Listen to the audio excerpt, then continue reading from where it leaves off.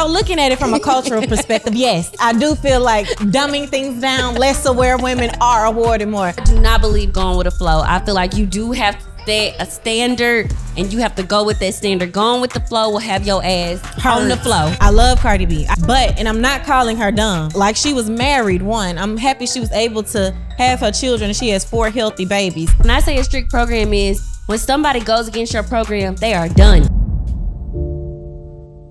When I look at my life and see where I stand. What's up, y'all? Welcome back to Sentiments to Self. I'm Sam. And I'm Mimi, and this is a much needed conversation. And today we will be talking about becoming her in a world that defines her.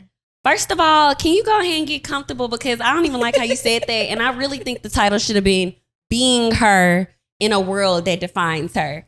Okay, I'm very much comfortable, ladies. Y'all know I'm back, and that ain't even your real voice. I have upgraded and elevated, ladies. So y'all are gonna love the new me. Okay. So let's kick this whole conversation off with the icebreaker. And usually I would like to ask Sam, like, what song did you listen to on the way here? Or what is your word for the day, since she reads so much? However, we're gonna kick today off with a icebreaker. And it really pains me to even ask this icebreaker question because you know what side I reside on. However, I'm going to ask, do you feel that a woman's intuition is really real, or do you just think it's pattern recognition? So let me just say this. You know how I feel about intuition. I think intuition is very much real, especially for a woman. I think it's innate. Like, we know things. We don't always act on them, but we know things. Naturally, we're caregivers. So that means we have like increased sensitivity, for a different emotional and environmental cues. Like, we know when some shit is off. We do. So to me, yes, intuition is real. And I agree. That whole gut feeling I've had. So it's like, it's really hard for me to argue the opposing point of this, but I do think it's valid. I think intuition is what you feel and patterns are what you see. And two things can be true at the same time. Okay. So I do believe that you have some leverage in your point. However, I do think that intuition shouldn't be considered this mystical ability from women. But it is, and I think that's what makes a woman a woman. Let me argue my point. It's the magic. I think it's not. I do think that it is. Like, women from the beginning of time, like you said, we have been prone to be aware of those environmental or emotional cues that we are surrounded by. However, let's not ignore patterns. Like, our brain is literally made to recognize past or reoccurrences from past experiences. So I do think patterns are a very valuable point in intuition. No, I'm agree because I'm reading a book right now, and it's like how you build a habit is based off of like consistency and redundancy, and like your brain, like you said, is used to instant gratification. And it's like when it knows something is familiar, of course you feel like, oh, I knew that was going on. Yeah, because your brain is wired for survival, not success. So it's like, once you've been through something before, you automatically know when to recognize it again. And people remember when their intuition is right. They never remember when it's wrong. Because it ain't never wrong. It is wrong. So but no, I really want to think, because I feel like we just jumped into this conversation. I really feel like we didn't even give like a backstory of why we decided to even start with becoming or being her in a world that defines her. So I just feel like as women, every day, like, we are judged so hard on the decisions that we make.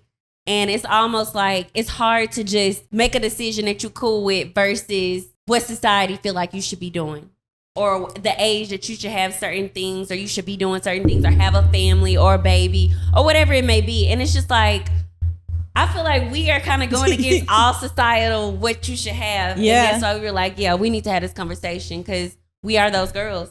Yeah, and I just think manhood has been standard from the beginning of time. And not to generalize y'all or anything, but I do think manhood has been like strength and money provider, and money providing, and yes, security since the beginning of time. Women come with so many layers, and it's like you can't really think of womanhood without society, because society plays a huge role in who you become as a woman.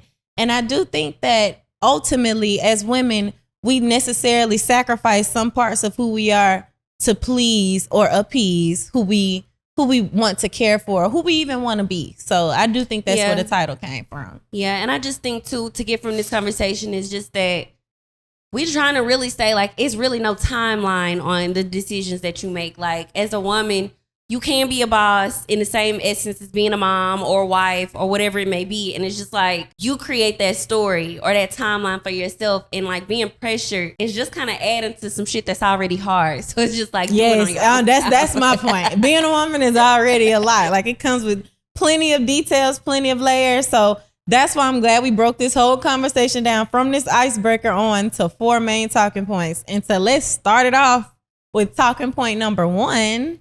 Okay, so so Mimi laid this conversation out real well, y'all. But when I saw this topic, I was like, who is you? That's what I thought. You said, like, who is you? Who is you? And the title is basically allowing your identity to determine your morality. Right. And not to confuse anybody, because y'all, Sam is a reader. I'm more of like a watcher. I watch political debate. Reality TV she watches. I love it. And I know a lot of people don't understand her, but I really do enjoy Candace Owens' podcast. And I got this title from her, not letting your identity determine your morality. And she was basically using it as an example, like, you know, I'm a Republican woman. I stand on the right. But the things that Trump have going on right now, I wouldn't let who I am or because I'm Republican determine my morals. Like, I don't support him bombing, or I don't support every layer of what he's doing in office right now. And I thought that was a really good point to relate to womanhood, because I just think that, do we let who we are and how we personally feel determine our overall universal morality? And I don't think we should. I think we do. Yeah, I do. But think we I don't necessarily always think that we should. No, I do. I don't think that it's right, because even from the sense of just picking a side as a woman, I think like that's. And what do you mean? When I say pick a side, because you know me, I'm a fair person. I always say take that shit to court. Like, yeah, okay. I do this with male and female. But I do think when I say pick a side, I feel like some women, including myself, I've been caught up in the rapture of this idea as well. I think sometimes we want to portray an image of who we really are, because a lot of that image is who we are. Like, we're good girls. We're not just out there. But at some point, like, you enjoy stuff you see online. Like, I like how you want to shake a little ass on Instagram, but you want to still be a corporate baddie. You still want to be presented as such as a good innocent good girl. Oh, so I don't got that many bodies. I don't got no kids. Sometimes even the smallest thing makes you determine, like, oh, I don't want to be looked at a certain way just by shaking your booty. Like, I love Ari. Like, I like how everybody like to see her shake her booty online. But let me say, so Samira or Mimi, your argument is basically that you can't be, oh, I'm a good girl, and then in the same essence, shake your ass on Instagram. And to me, I get what you're saying, and I agree, but I feel like you can, but you just cannot care about the judgment. Exactly. Don't confuse my point, because we're on the same page. I agree with that. Like, it's not that you have to pick a side, like, oh, what you want to do and who you really are. I mean, I do think it should be some clarity between the two, but I do think if you're going to do the things you want to do and not want to be looked at in any certain type of way, it's okay to do it. Don't worry about the judgment from other people, but also don't pass on that judgment. If you see a girl that shake her booty on Instagram or whatever, and you want to do it too, like, don't be mad at her when she do it before you, or don't speak negatively on it, because there's nothing negative about it, especially if you have some kind of want towards it. That's the only thing I don't like.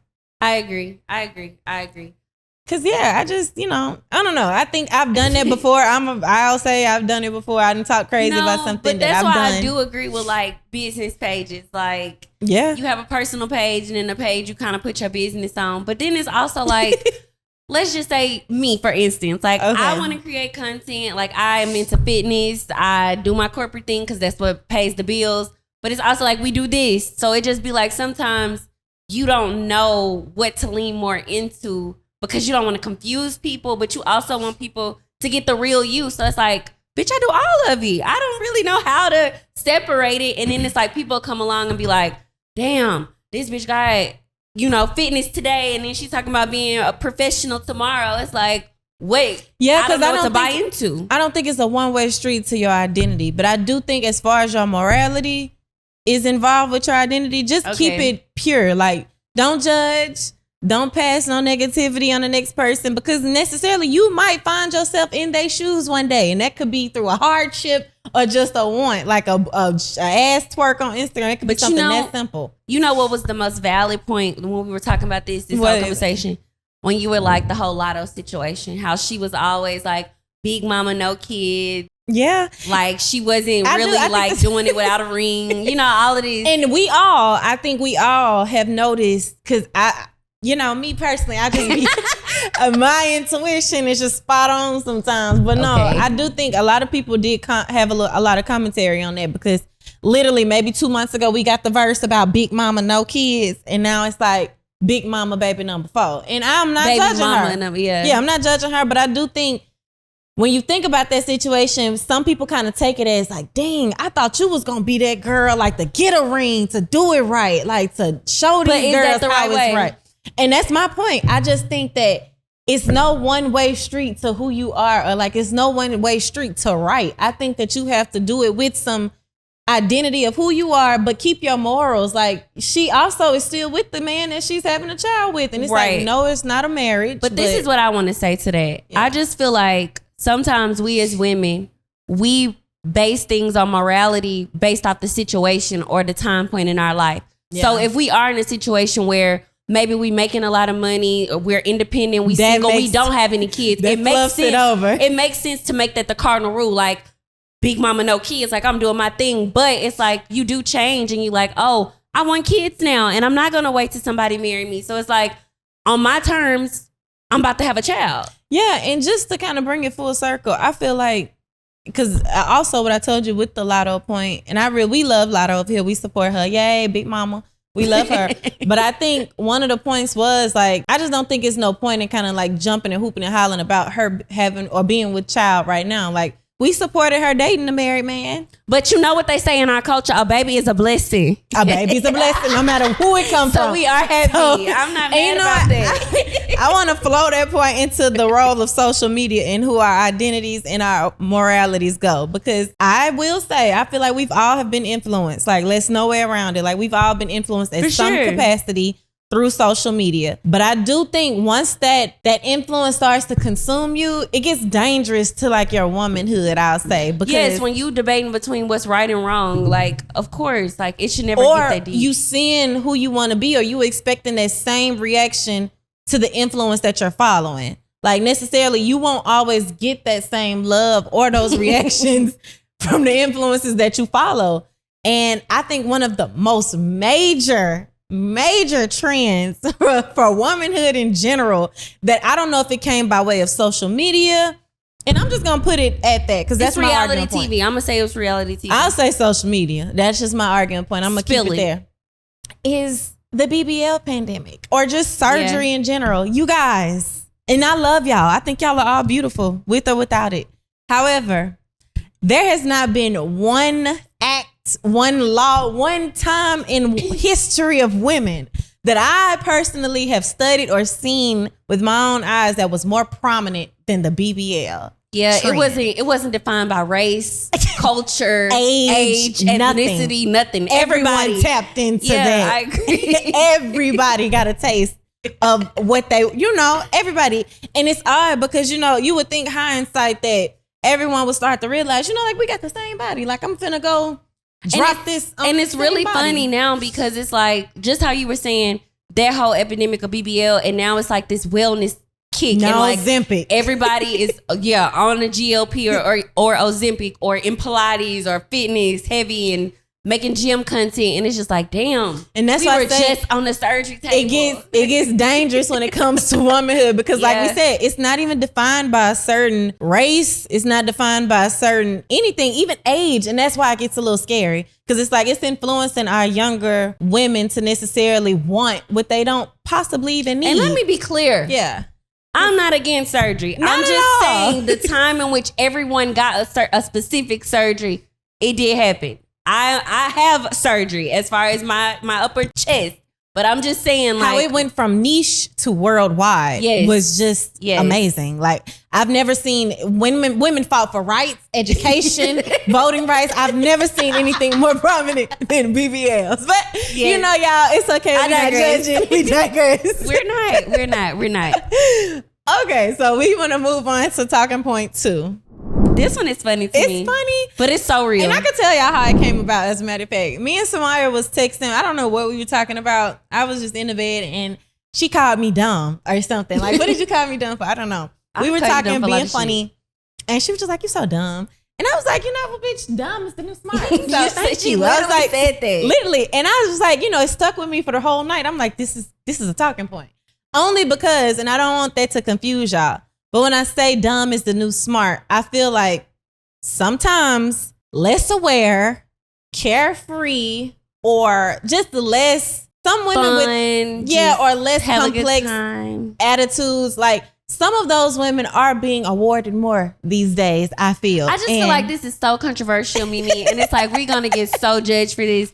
But like, just spill the beans, because this really is true. Like, the whole Cardi B situation. Like, 4 kids, 1 album, 7 years. But that's the whole point, because you can't just break it to them like that. You got to tell them. Because it's what we talking about. Nah, you got to tell them softer than that. Because I do, though. That was my point. And she basically just said it. I think where I got that point from was because, again, the influences around us. I love Cardi B. I consider her a great. I consider her an icon with the rest of the greats.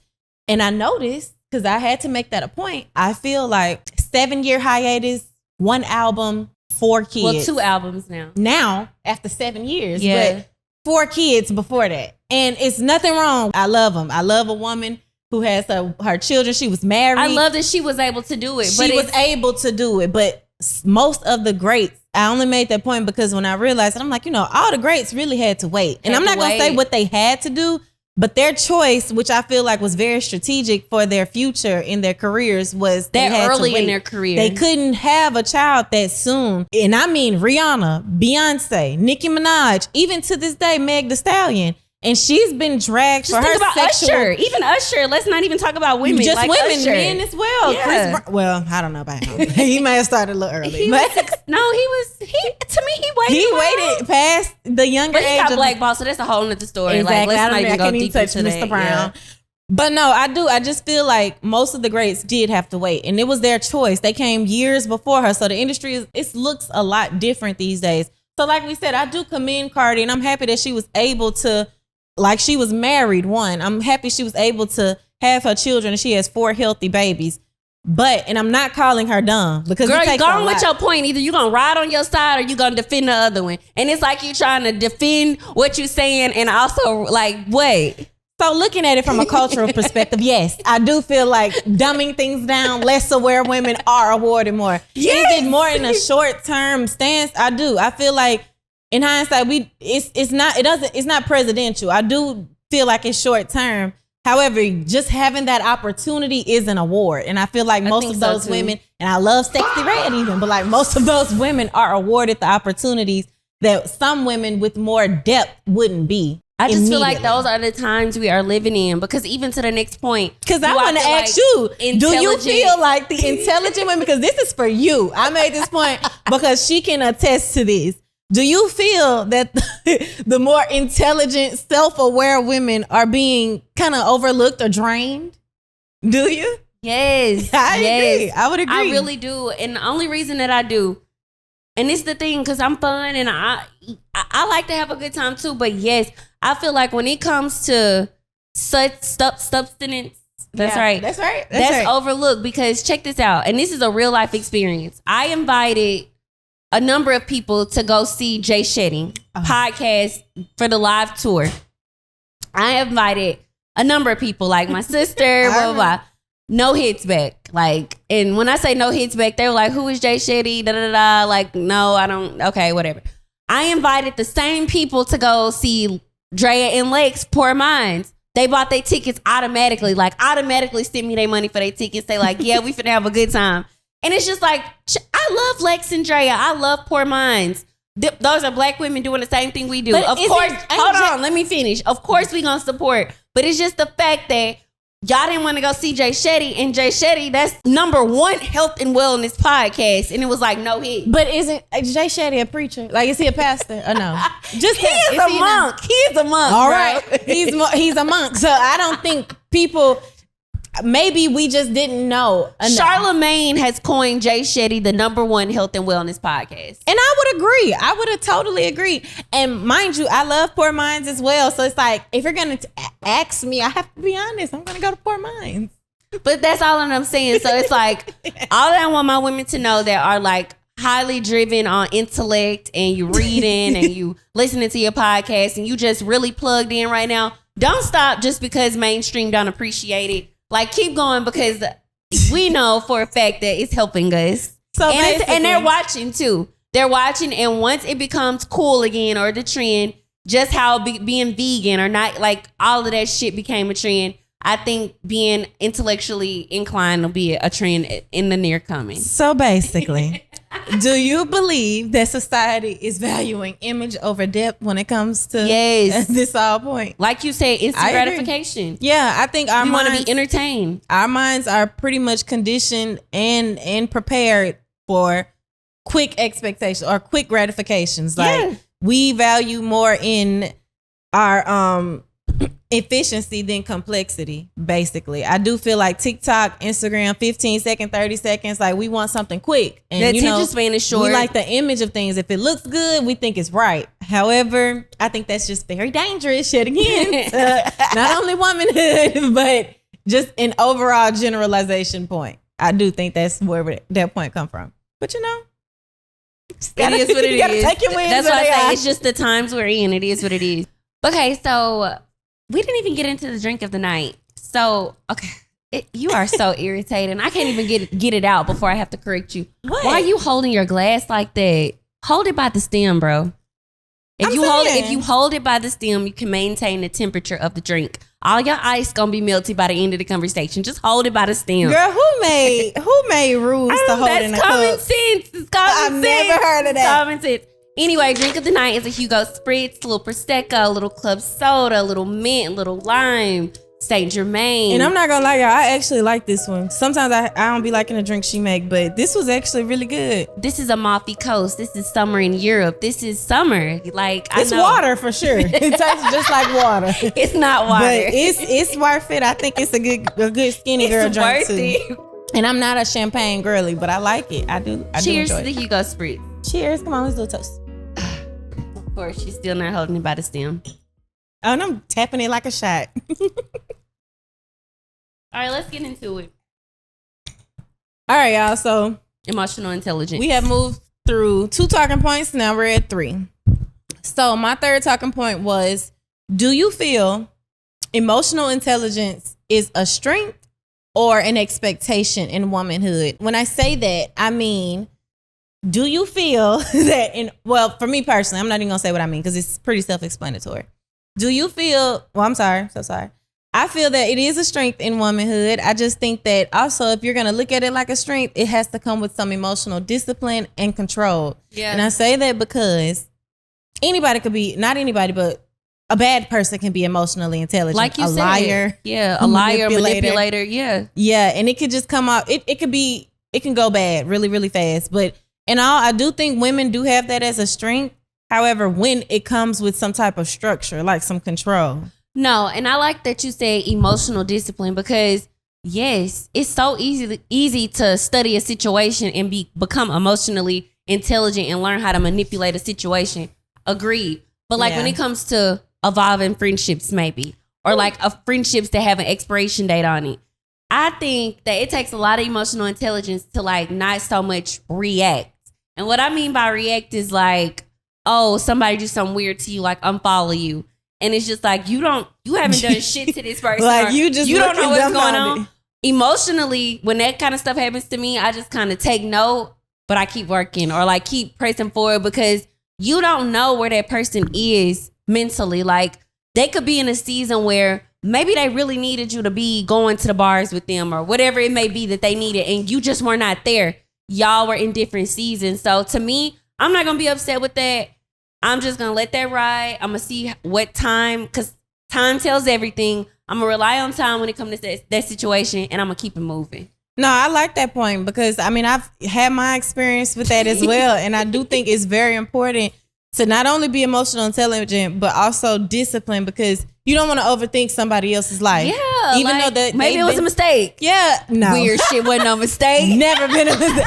Never gonna say that. It's not a mistake. But I don't know where you are in life to meet you. And I want to be that support to you that I've been. However, I have to have some discipline upon myself to not overextend when you aren't allowing me. In the same way, like you said, with like evolving circles of friendship, I feel the same thing with like modern dating dynamics. I feel, because I can speak to this, y'all, Lord, I just think that you can get stuck in that situation phase or situationship phase so quickly with the man these days, only because I know, just like I said, a liar and a manipulator can also be emotionally intelligent. And I just think that's where the accountability as a woman has to come in, because you have to have some kind of discipline along with that emotional intelligence. And I think that overall, if you don't set those boundaries, or if a man knows when he's got too much access to you, or he's getting a lot of grace, and he knows like, okay, she could be emotionally intelligent, but she don't care. She don't want more.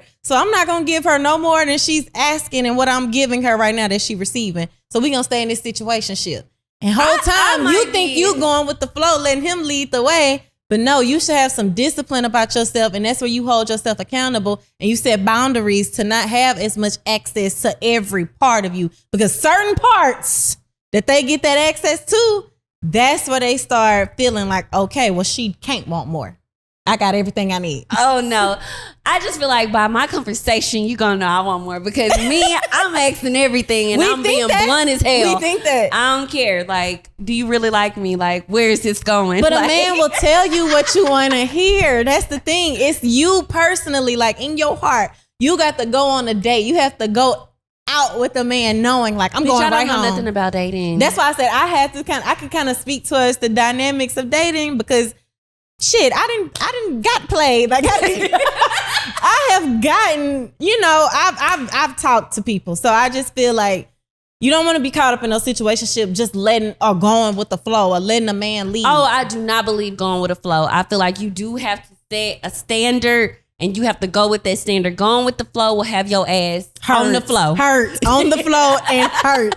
It don't serve you no good. And the thing is, I don't want to just talk about it like it's, because the thing is we're grown. And I feel like that's where I came from it when I went with the flow. Like, I'm grown. Like, I got needs too. Yeah. I got needs. Like, I'm not going to be childish. I'm not going to play around. Like, I want to put it out there and let the person know that I'm equally right where you at. However, to think that it's a strength for women and not for men is where you will go wrong, because they are emotionally intelligent. They know exactly how to work those emotions and play up on them to make them work for them.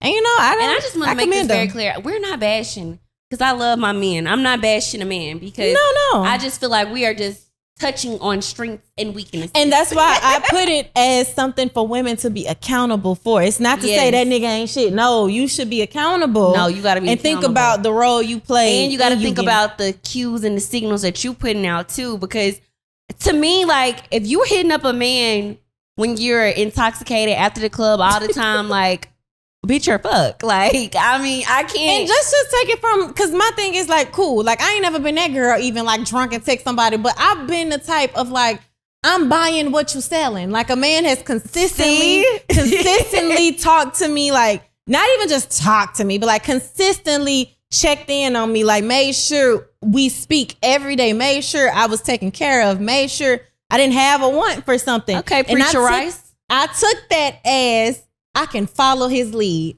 However, living a double life. 100%. Men are just as emotionally intelligent as you. You have to make that intelligence work in your favor, though, or you're going to be working for somebody else. And that's all I'm saying. Because they're going to let you work for them if you don't have no boundaries that work for you. That's it. Okay, we can leave it there. Okay, yeah. So we can go deeper into that. We could. Yeah. We could even go deeper with the friends, but it's like... But I don't think that's even necessary. We do that shit. We talk about that. We do. And I just think, like we said, having some discipline and control really regulates all those relationships, whether it's a friend, a man, or whatever you find yourself stuck in, to kind of fix it. Yeah, and I just feel like what the girls all been saying, like run a strict program, like all that type of talk, like boundaries, all that. Like, yes. Okay, so what would you? Because just a side note, like what's a strict program? Because you was a woman that's that you have a man, like, what would you suggest another single woman do? What would be a strict program for a single woman? I just feel like a strict program is, as a woman, doing exactly what the fuck you say. So my thing is, if you tell a man at the beginning that you're celibate, you're celibate. Like, you can't just be drunk one night, having a good night, feeling the vibes, and then you like, hey, what's up? Because to me, that sets you back. And it's not setting you back because I want you to do everything that you feel, because it's life. You get one of those, you only get one life. But it's also like, when you are focused, and let's say you in your 30s, mid 30s, and you trying to have a family, like, is your life got to be more important than that moment. So it's just like, you got to run a strict program. Like, you got to stick to the shit you're going to say to get what you feel like you want. What about the women that's the not so easy, example? Like, what about the women that ain't finna tell no man, like, I'm celibate? Like, they are literally cards on the table. Like, they are willing to open the floor to dating. Like, they want so to. You have to be willing to the circumstances that can happen, period. Oh, yeah. You have to be willing to know that you're probably not the only person that he's talking to. And I mean, that's even when you are running a strict program, you got to be willing to.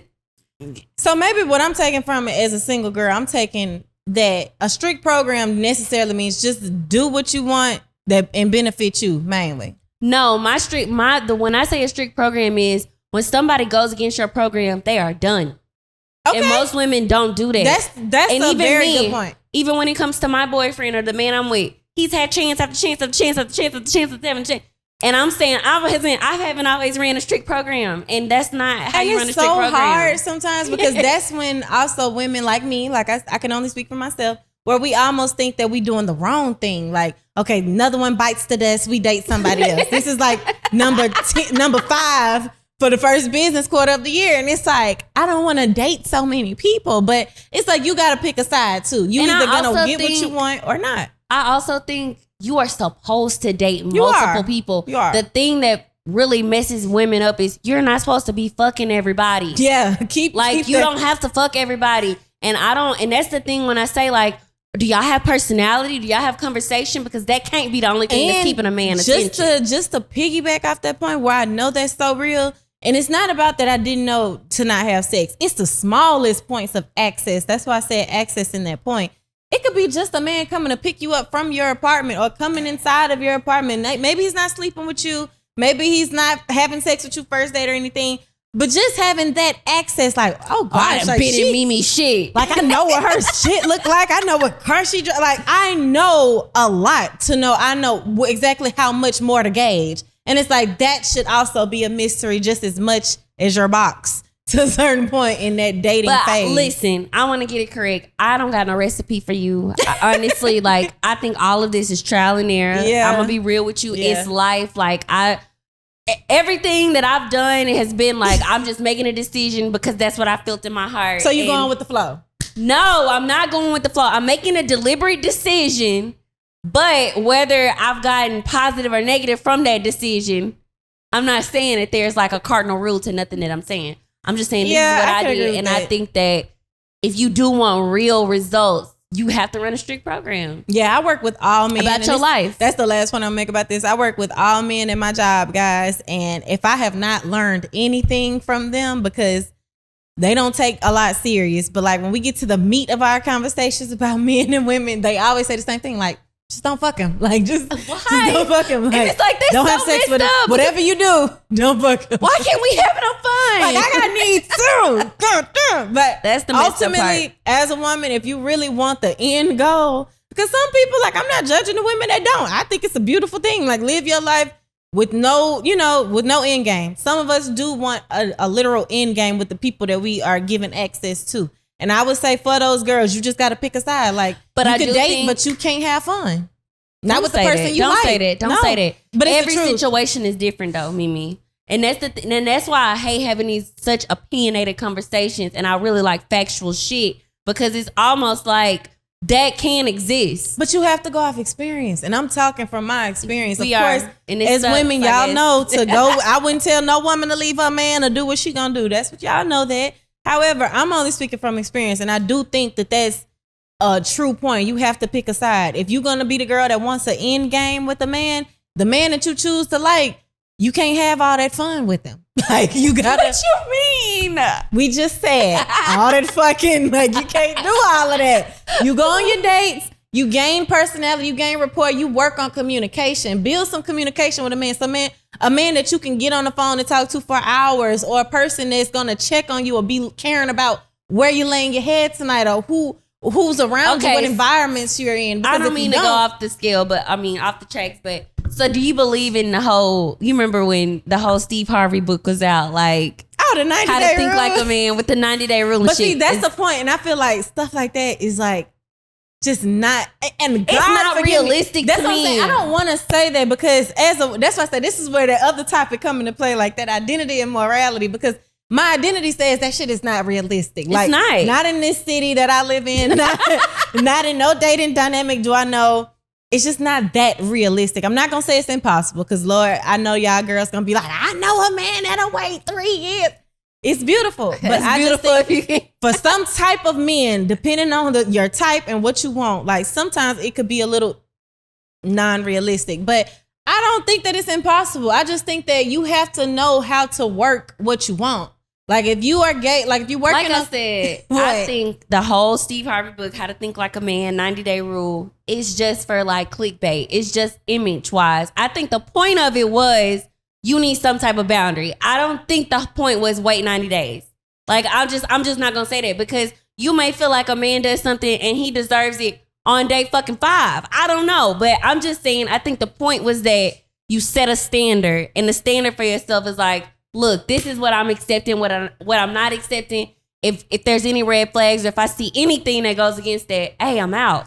And I feel like I agree with that totally. But it's still women out here doing that rule. Like my coworker that just got married, who was a man, said his woman told him like she's not having sex with him, and he married her. And so it's like it's working in some aspects, but you got to know what you're working with. If your type is the type that won't wait, you got to know that you might have to move around or not wait. So I just, I think it's a maturity thing too. And I think that's a whole another conversation. Yeah. But I think that I don't want to generalize men and be like, oh, all men are like this, because some men do mature faster than others, and they will realize when they have something special and they won't, play around with it.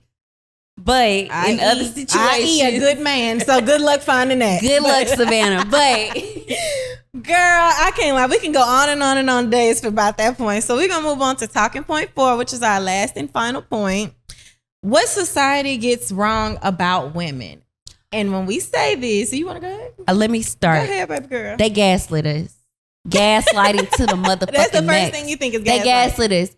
And the reason that society gaslit us is because early 2000s, mid 2000s, women can have it all. Women can be bosses, mothers, wives, we can bear the children, get right back to work. That's the trend right now. Strong enough to bear the children, didn't get back to business. And the thing is, because I used to believe that women could have it all. I used to believe in multitasking. That's not something I really believe in anymore.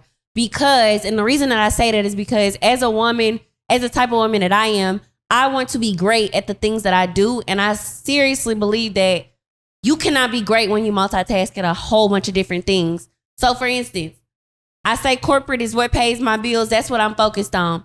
For me to jump out and have any other business that's not related somewhat to clinical research, pharmaceuticals, I would be insane. And my number one, what I'm investing my money into is that. So it's just like Cinnamon. Women need to understand. No, cinnamon is no, don't say that, because we've been working on this. I'm just kidding. But no, I say that to say that like it's give and take, and that's what I want women to understand. Like you can do it all, but you need to understand that if you focus 80% of your energy into one thing, then you're taking that 80% from something else. Yeah. And even the greats talk about this, like Emma Grede. I love Emma Grede. But like when she travels for business or she's this big boss entrepreneur, she's not with her 4 children a lot of those times. And that's hard on a woman. So I think that you should say, or the saying should be, you can't have it all, but it's give and take, it's sacrifices. Yeah, or it's not going to look like what it sounds like. Yes. Like, you can have it all. It's not like, going to look like. I'm going to come home from work. It's not going to look like that. It's, bitch, you can't make no dinner. Yeah, and it's given to you in digestible amounts. Like the universe even gives it to you how you can handle it. So it might be this today, 5 years later, you got the business. Then another year later, you got a baby. It could look like that, and that's okay too. And the thing is, when we talk about this point, it reminds me of an example from one of our close friends. She basically was telling us one day at our hair appointment, like, I had a client come in and she really asked me, like, is that Sam girl for real? Like, does she really get up at 4:30 in the morning? Do she really go to the? Do she really make up at 3:30? Do she make breakfast every morning? And do she really got a man like that? So I'm just like, I'm thinking to myself, and I was hearing the story from my own ears. I'm like, I know my sister. Like, I get up with her at 3:30 in the morning, but I know also she has not solidified her big business that's gonna make her $1 million or millions of dollars. She still hasn't had her children yet that she plans to have. You still ain't bought, and not to even go down the list of things, but like, you still got a big house you want to purchase, everything. And I just feel like for that to be unbelievable that we just wake up early, it's like, you can do it too. It's not shit. My whole thing is not really even nothing to me. Like, that's nothing to me. It's crazy to me that they think that that's the unbelievable part. Like, just the help, just the consistency. It's not even nothing to do with no major. That was just crazy consistency. to me. Because it's like, unbelievable. How the fuck do I fake waking up at 3:30? I can't fake that. That's not AI. Like, I can't fake that. Yeah. It was actually me doing the work in the gym. Like, sorry, can't fake that. But I say that to say, sometimes I feel like it's so easy for women to like support and chop it up with women that meet them where they are. Yeah. If you meet them at any, like, you can just be like a footstep ahead. And I'm just saying, waking up at 3:30 and they wake up at 7:30, like literally, and they cannot digest that. It's something wrong with it. That's foreign. That makes me itch. And I just want women to like, please meet me up here. Like, meet me where you not at. Because the thing is, I can help you, you can help me, and at the end of the day, it's the even exchange. Yeah, and I just think like that. The whole point of like the invisible, because I think that's a real thing for women, like the invisible labor behind being a woman. Like, even not just men, but even women, like the things y'all don't see behind closed doors and stuff. Like, I'm a girl just like you. It's like, yes, I may do one thing different that you don't in your schedule. However, you probably do some things that I couldn't imagine fitting in my schedule necessarily. Like me personally. Y'all don't know. I work with men. I graduated. Steel toe boots. I have to explain that I graduated with environmental science degree. So I wear steel toe boots to work. I work with men. Like, my job gets hard. Or like, if I work over, like I work long hours, I have to communicate with men, masculine men that want to come at me kind of crazy, don't want to respect authority coming from me. And I have to go right back to being a bad bitch when I leave. Like, I have the curly hair, ponytail, tight lashes, cute ass, like everything. I gotta be straight to a bad bitch from coming off like the army base, damn near. And it's just like, I think on both sides, like we said, what do society get wrong about women? I think that's the very point. That's like, the very point. The things you don't see is where they get wrong. And people think that womanhood across all cultures look the same. And we know that's the lie. We know that's a lie. We know that's a lie. Because ultimately, we can even use just another race. We can use other generations of our people. White women. No, let's just even say the fact, like you just was about to say, white women. Girls that I went to college with, Auburn University, we graduated 2016. I traveled to Paris, France with these girls in 2015. One of these girls is on their third marriage, and I ain't even been on my first.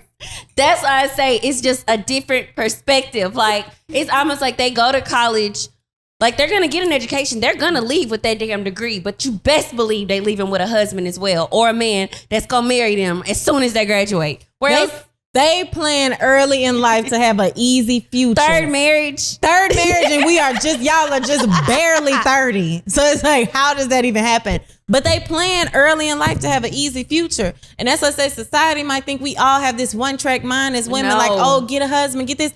Even no, that's one societal difference right there.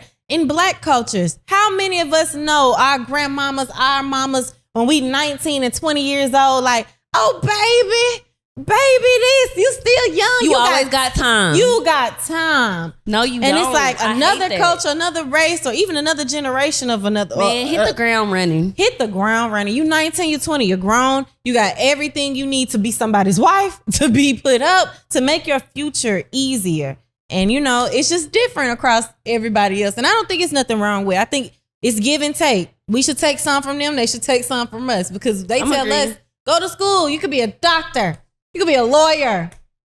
You could be a judge. And it's just like nobody in the family has been to school to understand the trials of getting a law degree or a doctorate. Or the financial part of it. Yeah. And it's like when you are a part of a family, and that's what I ran into in Auburn and why I completely changed my direction. Like, yeah, I wanted to go to medical school, but not saying that I couldn't have done it, but there was nobody in my family that had ever been to medical school. And how I was going to support myself while I went to medical school. And me wanting to be at the time, it was maybe gynecology and shit. I think at one point I wanted to be like a cardiac surgeon. And to think for 16 years of school, how the fuck was I going to support myself? Prayers. Nobody in my family knew. Like, we going to leave it to God. We going to pray for you, I baby. believe in it. You do need to pray. But it's like, damn, don't nobody got nowhere for me to stay. Like, nothing. And that's what I say. What's like, gonna happen? Is society gets a lot wrong about womanhood because literally that's what we are trained to think. And even from a young black girl, like from a young age, one of our biggest fears, one thing as a single mama, and not to say my mom just stressed this, but it was a thing, a point in our household. Don't be having no sex, you gonna get pregnant. Don't have no babies.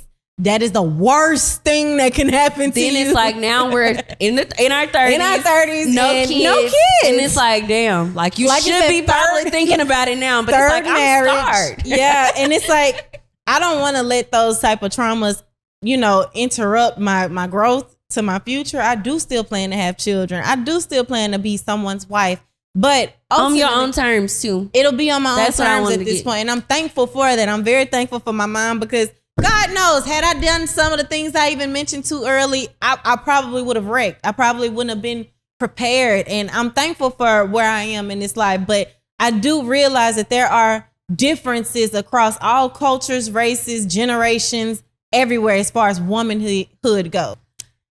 Girl, so this has been a really good conversation, I think. Girl, you're fake as fuck, actually. I'm not fake as fuck. I'm grown and I'm growing. Can't y'all tell? Honestly, I think it was a great start. I think it was a great conversation overall, like I said.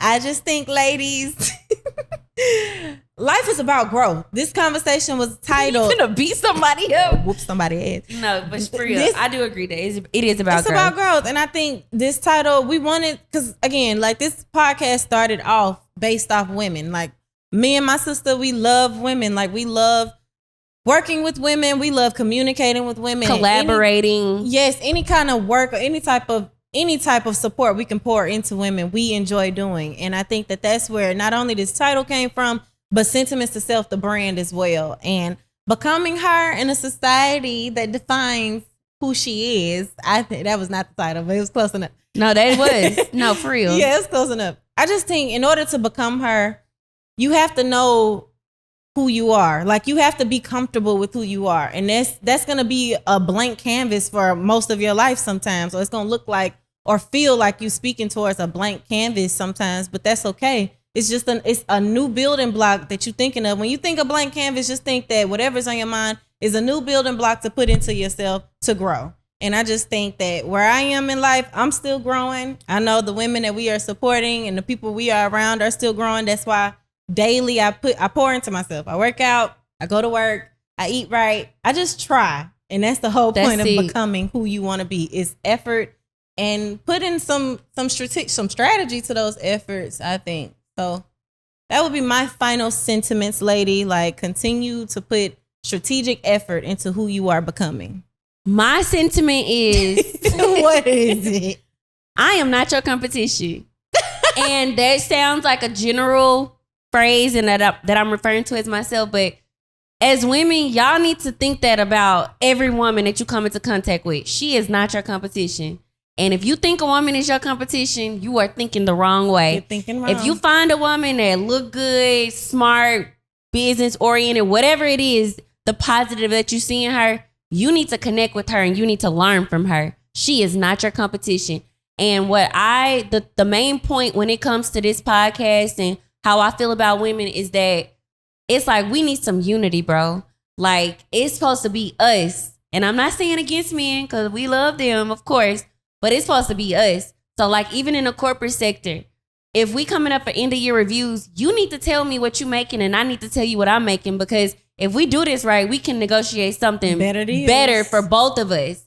So it's just like, let me in and I'll let you in, but I'm not your competition. And that's what I want this whole series with becoming her and being her, all of that. As women, like, we got to be more so together than anything, because us working together actually isn't working for us. And pick or working a side, ladies. You know, that's my favorite thing to say. I can't believe I left it out of my sentiment, but I'm always saying I'm going to leave it there. Y'all can take it how you want, but pick a side. And preferably, I want y'all to pick a side on who you want to be and align that with who you personally, your morals. Like, whatever morals you do have, pick a side on that and stay there. Like, don't be judgmental to the next woman, because I feel like that is the main reason, just like the competition point, the main reason why we don't have unity in our sector. Just do what you feel too. I just feel like so much of what we do today is based off of what we saw somebody else do or what we think is the right thing to do. And it's just like, no, like, right, do whatever is not the fuck a one-way street. Yeah. Do what you feel. Because the thing is,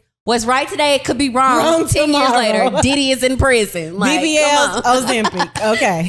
Like, please. So just do what you want, because I'm telling you, the trend fades. Like, and reality does set in. And like we can see even now, like, a lot of celebrity truth is coming out. Like, yeah, it's weird. It's getting crazy. So stick to your truth. Every trend fades, but she and identity lasts forever. So guys, if this podcast episode resonated with you in any way, if it made you think, if it got you emotional, if it made you reflect or have any questions, make sure you like and subscribe and share, and stay tuned for our next episode, because it's going to be great. And it's sentiments to self. Remember, the things that you say to yourself are the most important. Yes. And what everybody else says, you take the constructive criticism and everything else follows.